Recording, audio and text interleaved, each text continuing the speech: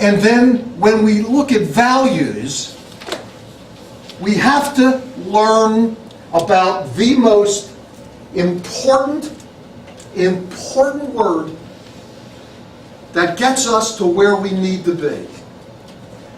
I need your help, and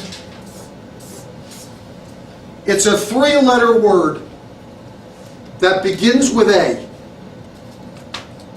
The most important word for us, in my humble opinion, that if you really want to build a proactive, empowering, mutually empowering plan to achieve we as a team, then everything we do starts with the three-letter word beginning with A. And it helps you if you know the word and not only intellectualize it, but you can feel it. You can begin to understand part of what I'm trying to share with you. The differences, the feeling differences between things as simple as what we call one another. Managers, boss, supervisors versus team leaders, departments versus teams, building a we. We can always build that plan, the plan to get to we, by intellectualizing, right? We can step back and think, and then put it in writing.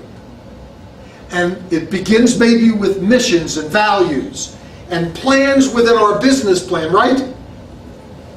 Wrong, bad. Because it has to be driven by that very simple three-letter word that begins with A. Help me. All. What? All. Okay, I have to learn a little bit more about the all working toward we. I buy that. That's a way of maybe looking at it, not the three-letter word to begin with. Oh, really? Why would you want to ask somebody their feelings, right? Why? Because they may tell you. Is that a good thing?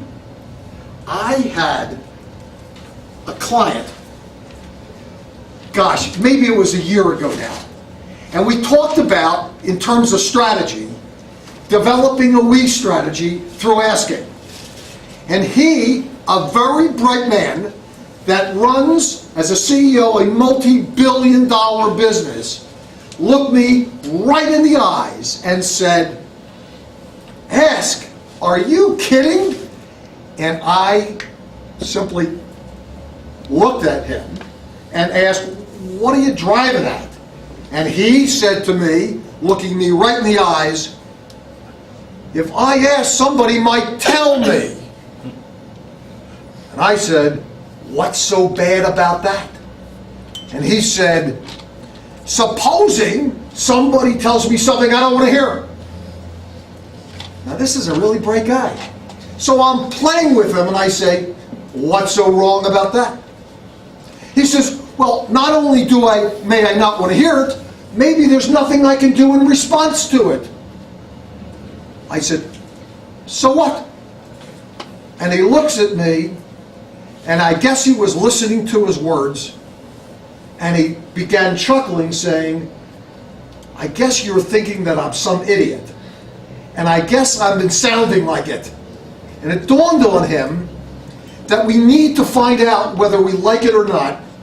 And sometimes, if we can't do anything about it, the answer is plain. We have to say we can't because. That's not so bad.